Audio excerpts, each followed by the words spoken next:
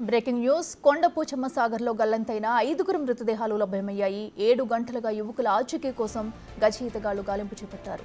ప్రాజెక్టులో నీరు ఎక్కువగా ఉండటంతో గాలింపు చర్యలకు కాస్త ఆటంకం కలిగింది. 10 మంది గజఈతగాళ్లు ఎన్డీఆర్ఎఫ్ సిబ్బంది సెర్చ్ ఆపరేషన్లో పాల్గొన్నారు. చనిపోయిన 5 యువకులు కూడా ముషీరాబాద్లోని రామ్నగర్ ప్రాంతానికి చెందిన వారేనని తెలిసింది. చనిపోయిన 5లో ధనుష్, లోహిత్ అన్నదమ్ములని తెలిసింది. చనిపోయిన వారి కుటుంబంలో విషాద ఛాయలు అలుముకున్నాయి.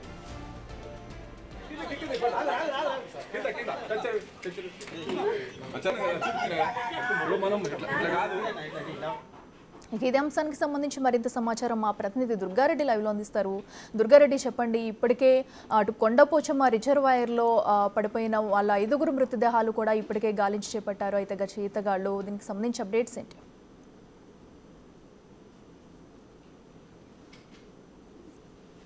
అంటే అఖిల ఉదయం 11 గంటలకు ఏదైతే సిద్దిపేట జిల్లా ములుగు మండలము కొండపోచమ్మ సాగర్లో గల్లంతైన యువకులు ఆ తర్వాత 11:05 గల్లంతైతే 12 గంటలకు పోలీసులకు సమాచారం అందింది. ఆ 12 గంటలకు సిద్దిపేట సిపి అనురాధ ఆధ్వర్యంలో మాత్రము భారీగా ఇక్కడికి పోలీసులు చేరుకోవడం జరిగింది. గజ ఈతగాళ్లతో మాత్రం 12 గంటల నుంచి సాయంత్రం 7 గంటల వరకు ఆ రెస్క్యూ టీము, అదేవిధంగా గజ ఈతగాల వాళ్ళ ఆధ్వర్యంలో మాత్రము 7 గంటలు శ్రమించి 5 మృతదేహాలు బయటకు తీయడం జరిగింది. ఆ తర్వాత కూడా ఆ గజ్వెల్లి పోస్ట్ మార్టం తరలించి పోస్ట్ మార్టం నిర్వహించిన తర్వాత కుటుంబ సభ్యులకు మృతదేహాలు అందించడానికి ఏర్పాట్లు అయితే పోలీస్ శాఖ చేపట్టిందని చెప్పవచ్చు.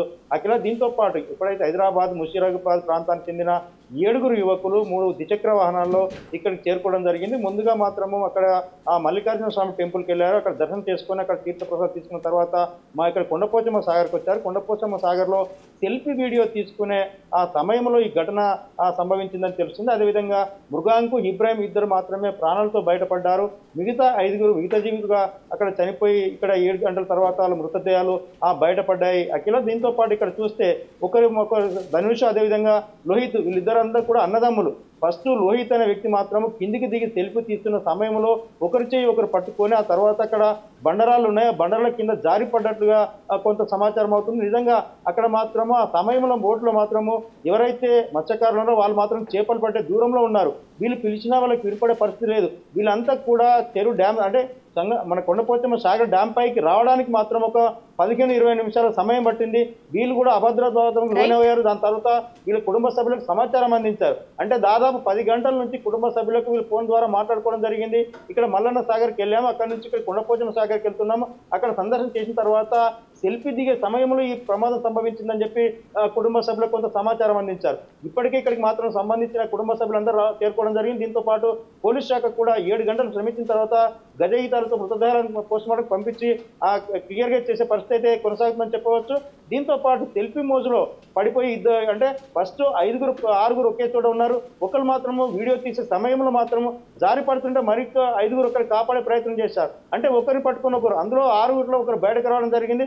మృగాంకు, ఇబ్రాహిం మాత్రమే ఈ ప్రాణాలతో బయటపడ్డట్టుగా ఆ తర్వాత వీళ్ళు చెప్పడంతో పోలీస్ శాఖ ఆ తర్వాత ఇక్కడికి వచ్చిన స్థానికుల ద్వారా కొంత గజ ఈతగా లోపలికి వెళ్ళి వీళ్ళని కాపాడే ప్రయత్నం చేశారని చెప్తున్నారు. అంటే దాదాపు అప్పటికే 45-50 నిమిషాలు దాటింది కనుక ఎవరు బతికే పరిస్థితి లేదు కనుక వాళ్ళందరినీ కూడా చనిపోయారంటగా ఆ పోలీస్ శాఖ తర్వాత వాళ్ళందరి మృతదేహాలు బయటకు తీయడానికి శ్రమించారు 7 గంటలు. అఖిల.